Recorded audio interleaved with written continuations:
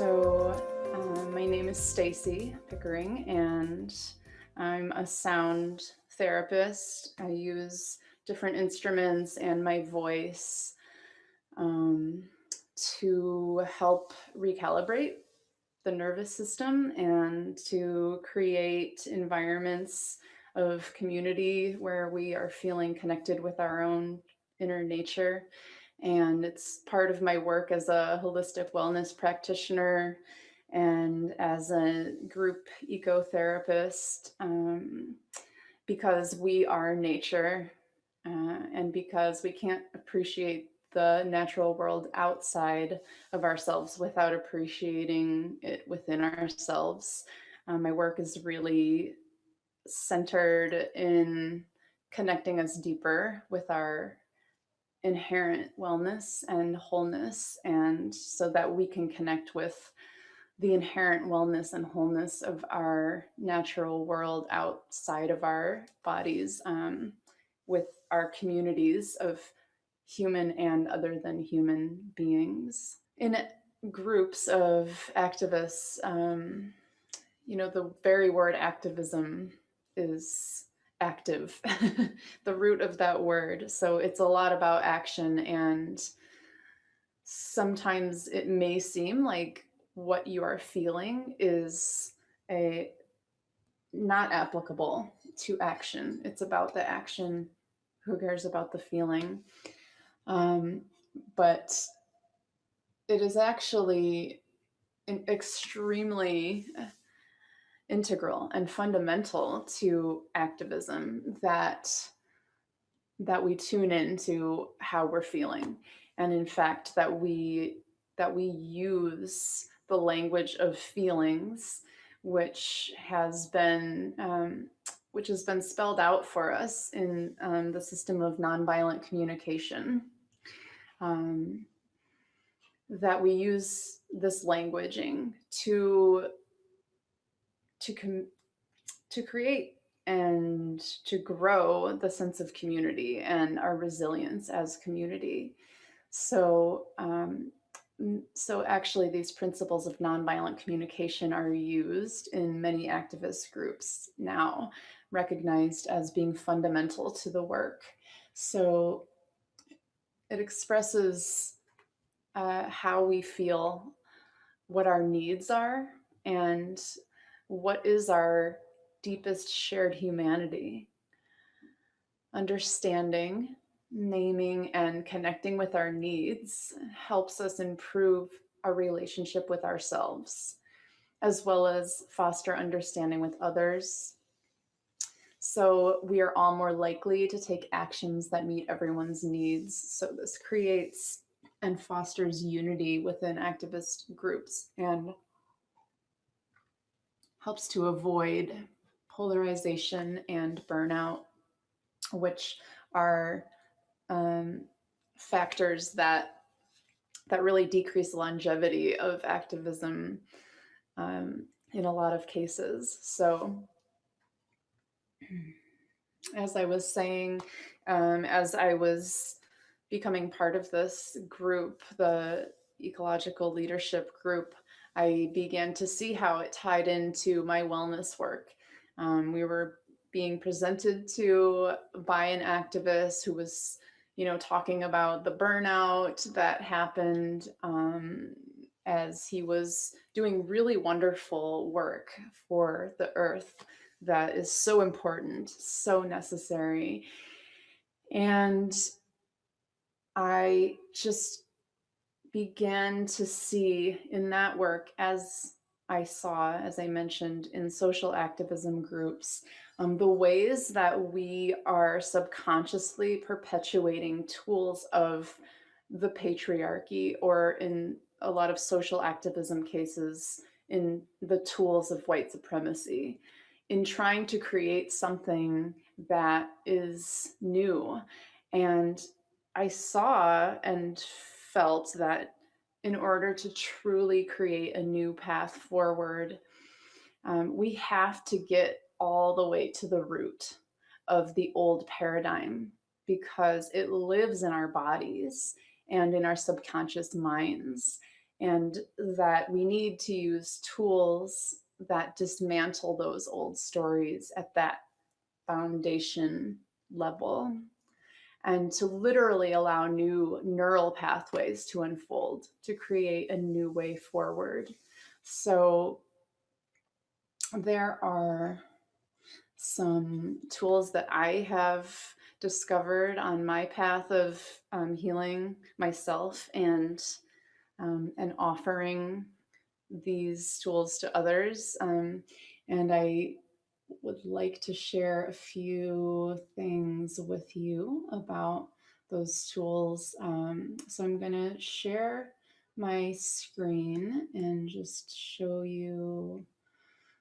The master's tools will never dismantle the master's house, is a sentiment that is at the center of what I feel like, sort of a deeper level of the work I'm being called into right now, and is kind of marrying my work with activism and my work with wellness.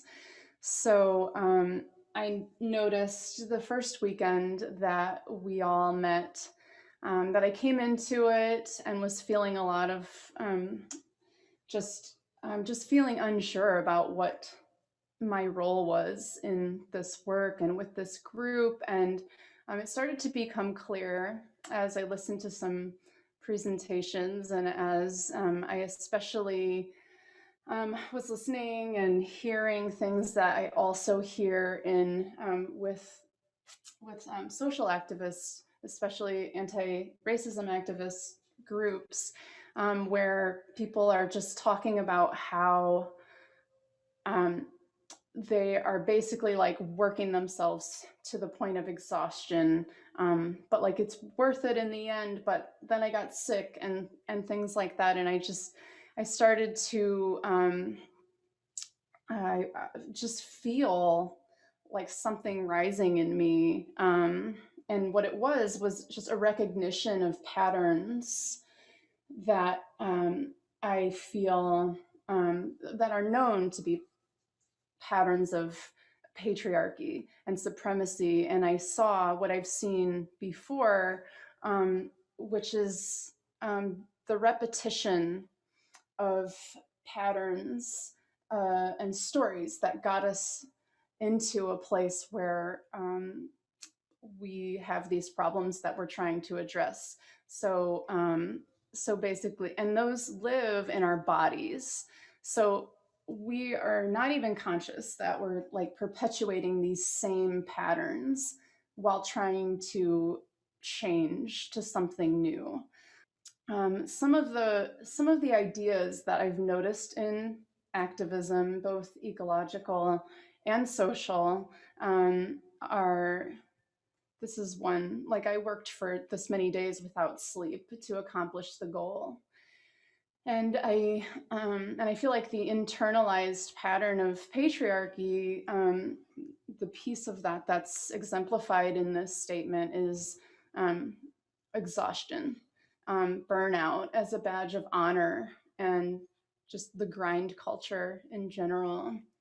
Also, another idea and statement that has kind of come up is that meditation or any wellness experience is an escape from the work. So that is indicating that the idea that self-care is a superfluous luxury.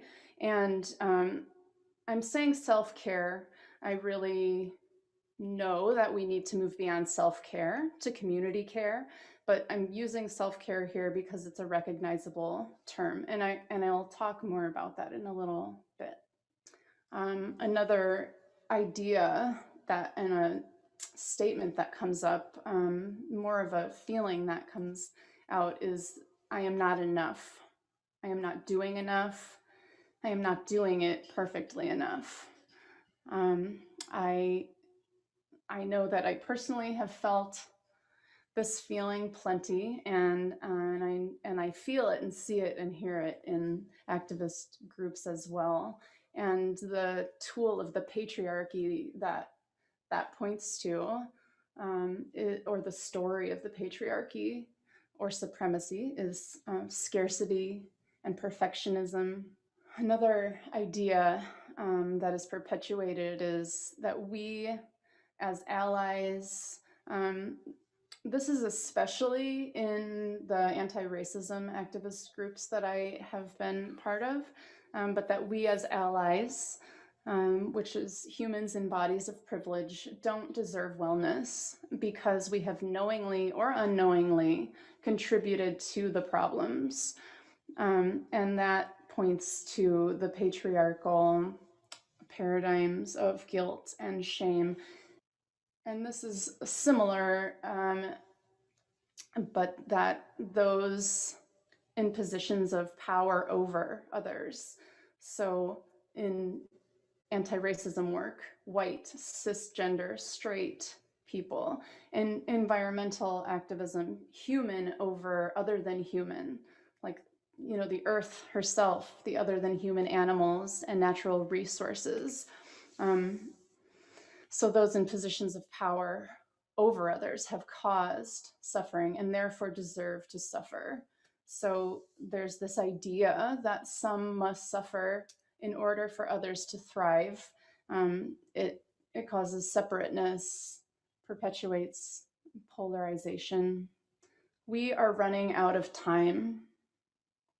And this is a sentiment that I feel and hear very much in both ecological and social activism, and that perpetuates this sense of urgency, and which creates harm inevitably because it leads to burnout. And something that we see a lot in activism is burnout, which is a state of emotional, mental, and often physical exhaustion brought on by prolonged or repeated stress. In many cases, burnout leads to mental and physical health problems, including headaches, fatigue, heartburn, and other gastrointestinal symptoms, as well as increased potential for alcohol, drug, or food misuse. And who do you help, or what cause do you help from a place of burnout? The answer is no one. From a place of burnout, obviously we can't help anyone, but it also can really extinguish the movement entirely. So some of the principles that I feel must be applied in activism to make it restorative are these principles of permaculture, the care for living beings, observing natural patterns, storing energy, starting where you are and making slow incremental changes, and understanding that things are always changing and adjusting accordingly, which leads to what is, I feel, beyond self-care, which is community care. And both the practices that we engage in of self-care and community care, those things that bring us into alignment and into a place of rest, bring us into what is called healing resonance. And from that place of healing resonance, we can co-create restorative justice. So through certain practices, which are things like spending time in nature, the things that align us with our natural rhythms. So ecotherapy, forest bathing, anything where we're deeply listening in nature, certain pure sounds. I'll talk a little bit about that in just a moment. And then there are different practices of meditation, yoga nidra, which is deep rest, different movement and breath practices. And all of these bring us into alignment, and coming back into alignment, allowing the nervous system to rest and reset is absolutely crucial to building our foundation with strength and resilience and moving forward with our actions from this place. So this tree image is just to show basically the idea of how self-care proliferates out, repeats itself. It becomes community care, which becomes healing resonance, which becomes restorative justice. Back in paleo times, basically for a few million years, our nervous systems would calibrate themselves naturally because our environment was simple and the sonic environment was simple. We heard wind, rain, twigs snapping. Every sound was a real sound, and it allowed our nervous systems to be in alignment. But in the modern world, because of all the screens and lights and signals and loudspeakers and just disruptive sound patterns, our nervous systems are unable to maintain a resonant vibration.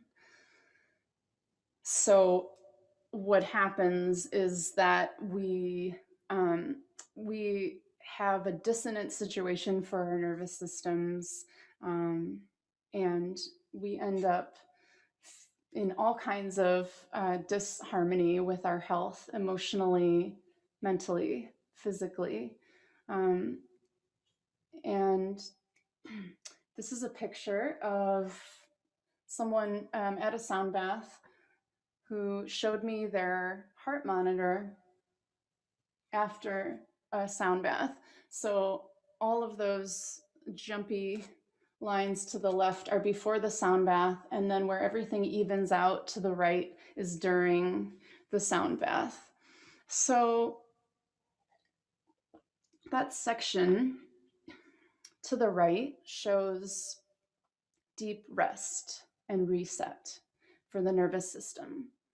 So this is the state that we are seeking to achieve through meditation, where the body reaches the calm balance that's necessary for healthy emotions, adrenal function, digestion, metabolism, intestinal and bladder function, blood pressure, heartbeat, and fluid balance in the body.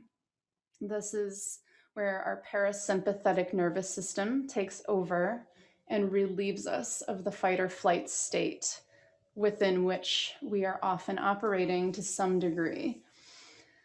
And it is essential to our well-being, to the proper functioning of all of our body systems, that we attain and maintain this rest and digest state.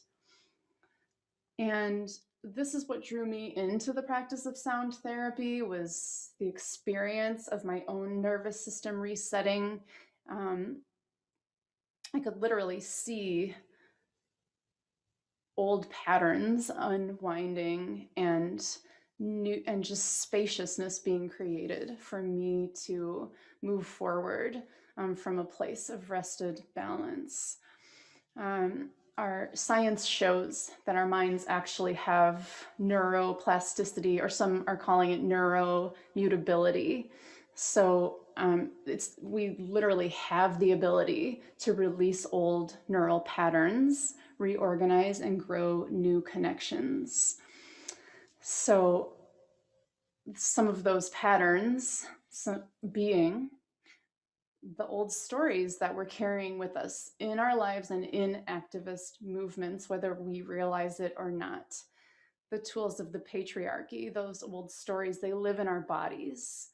And in order to dismantle them, we really have to get to the subconscious level in order to dismantle and rebuild something new from a truly new place. So this is where we begin. This quote from Grace Lee Boggs, who's a Detroit-based powerful activist and feminist. Transform yourself to transform the world. So that's where we begin with our self-care. That becomes community care, that becomes restorative justice, but it can't stop there with ourselves. Um, if we just stop there in this self-care place, if we just escape to a place where it feels good for us to be, and we're just maybe in like where I used to go to different retreat places, and I sort of ran away from the world to find peace, and thought I could hide out, but uh, but the world, the earth told me I need to go back to the world and be part of co-creating the change. So um, you can stay in a place of self-care, but that can be considered spiritual bypassing. Um, we are being called upon to help those who have been oppressed, both human and other than human. And so taking our actions forward from a place of self-care is the goal, and is certainly the goal in restorative activism. That leads to what my work is with ecological leadership, as well as the rest of my work. So I have felt very much called to the wellness practices, especially of ecotherapy, and guiding people into experiences of connecting deeply with nature and with their own internal guidance and the guidance that is available to us when we connect with the nature beings and just with our natural rhythms. Also, sound therapy and those experiences that recalibrate the nervous system and bring us into healing resonance. I also feel really called to uplift the voices of marginalized people, and folks who are advocating for the earth. So when I do work with the public, which is relatively often, I am sharing resources for people to support other movements that I align with, who need our care and our support. This next step is to work within activist groups that I am a part of, or that I feel aligned with and can reach out to. But starting where I am with the groups I am already a part of, to offer these opportunities to anchor wellness, to actually release old patriarchal patterns that live in us, and to build a strong foundation within ourselves and our communities, and to move forward with restorative actions. And I just wanted to share this quote to kind of sum it all up. Activism is service. Our job is not to fix the world, it is to love it. Love is not passive. It does not roll over to injustice. Love rises. It stands up. It is active and vocal.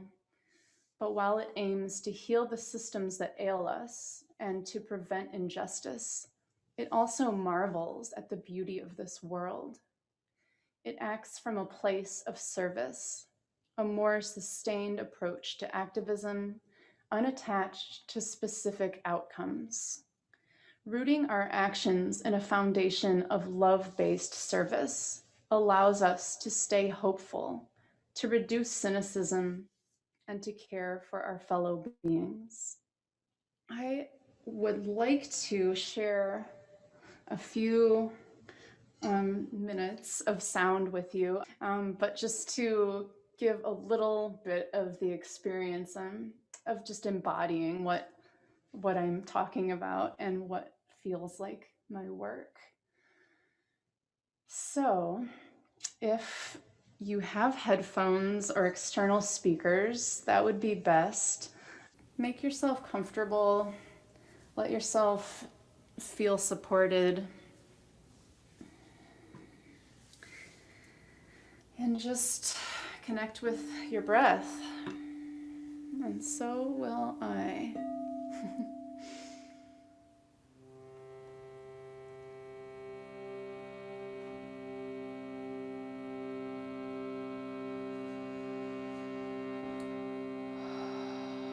You might let your next few exhales release through your mouth.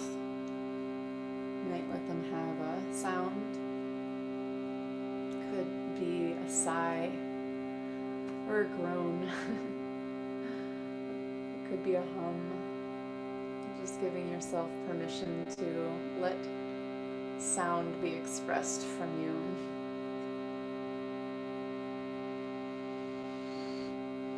And that goes for the next little while that we are together, or that you are participating, showing up.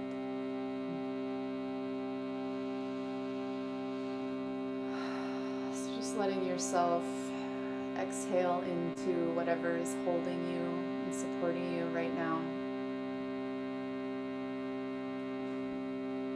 Letting your inhale find the spaces in you. Noticing how you are spacious and how you are held.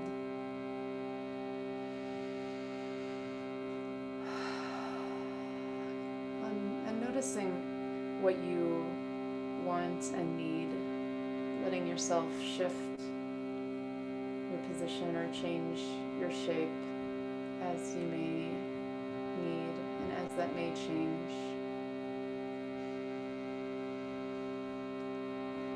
So for just a few moments,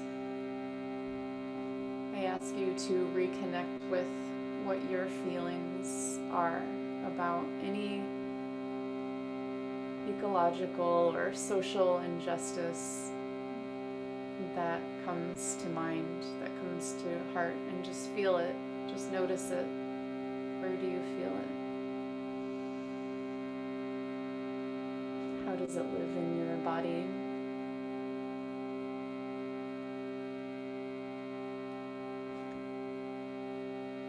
Noticing if any part of that is an old story.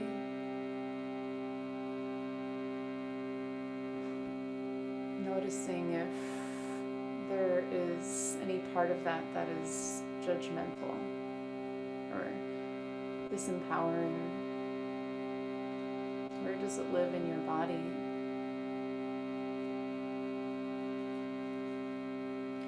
Noticing if there are any I shoulds connected to any of what you might be noticing or feeling.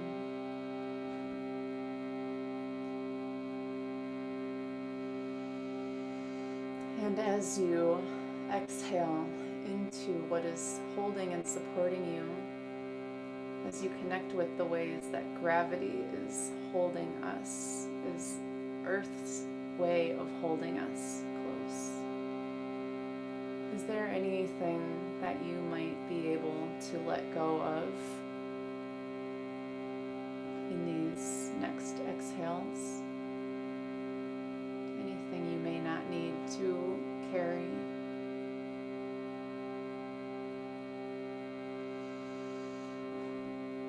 Noticing what in you feels freeing.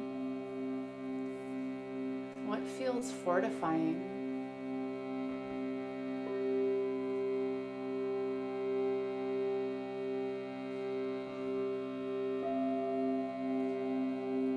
What might you be allowing space for?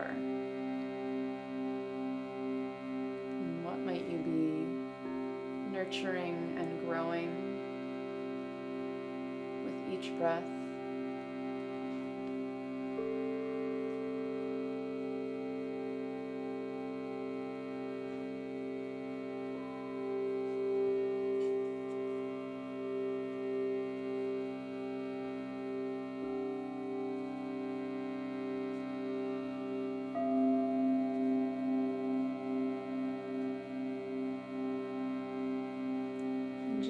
feeling what is possible.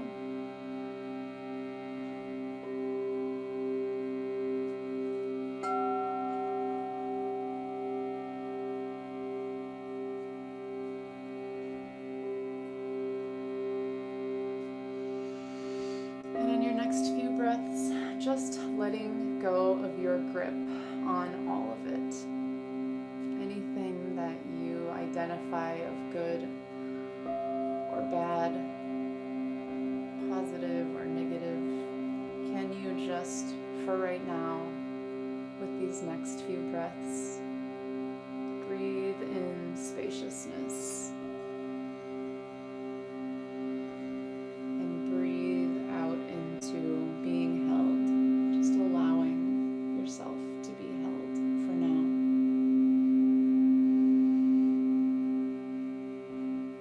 Just feeling the power of our loving intentions as a heart-aligned community, a purpose-aligned community.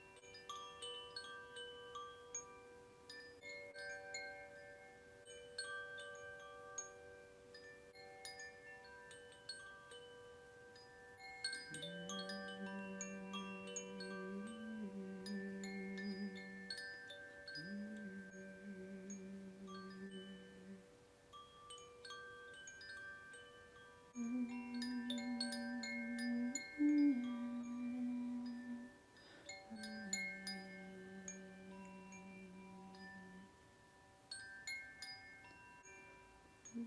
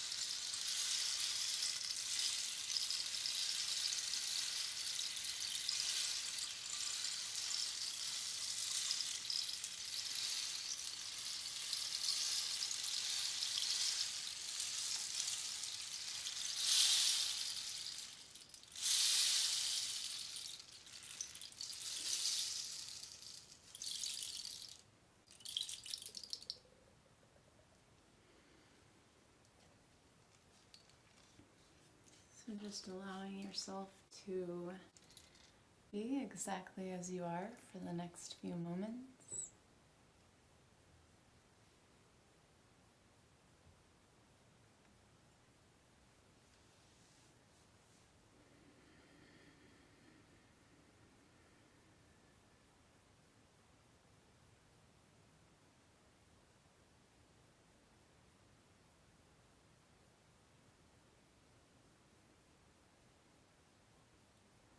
And on your next few breaths, if you notice anything that you might be holding that you wouldn't wish to carry with you beyond this session, maybe your exhale can release it.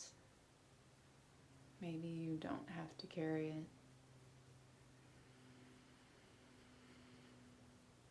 Feeling what in you feels spacious.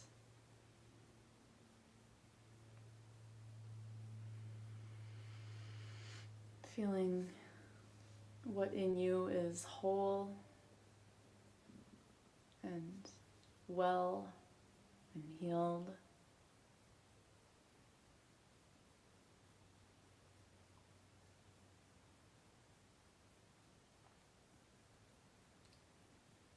Feeling how you are held, how we are all held in this community with each other.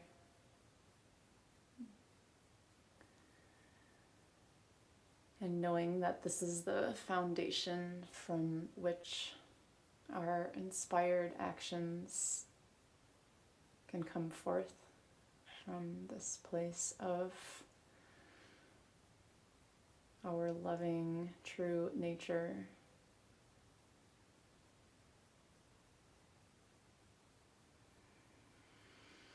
And just letting yourself connect with your breath and your heartbeat, noticing what your body needs or wants, and allowing some small movements to come into your body as you're ready.